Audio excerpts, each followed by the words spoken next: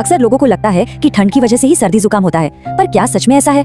तो चलिए इस आम गलत फहमी को दूर करते हैं और जानते हैं सर्दी जुकाम की असली वजह। असली वजह मौसम नहीं बल्कि एक छोटा सा लेकिन खतरनाक हमलावर है।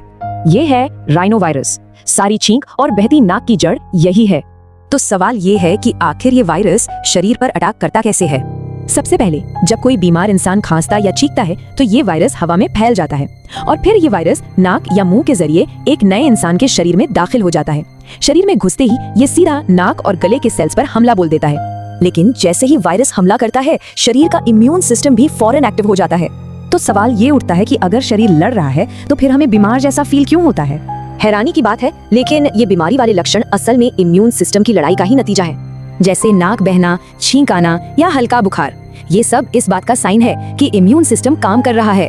लेकिन इस सब का ठंडे मौसम से क्या कनेक्शन है? चलिए देखते हैं। बात ये है, ठंडी हवा वायरस पैदा नहीं करती, ये बस हमारे इम्यून सिस्टम को कमजोर कर देती है और इसी वजह से सर्दी के मौसम में लोग ज्यादा बीमार पड़ते हैं। तो अब जब असली वजह पता है तो इससे बचा कैसे जाए? सबसे पहले तो हाथ साफ रखें ताकि वायरस मुंह या नाक तक ना पहुंचे। गर्म पानी पीने से गले को आराम मिलता है और बॉडी हाइड्रेटेड रहती है। और सबसे जरूरी, इम्यूनिटी को मजबूत बनाए रखें ताकि वायरल अटैक से लड़ सकें। तो अब जब असली दुश्मन का पता चल गया है तो अगले मौसम के लिए तैयारी कैसी होगी?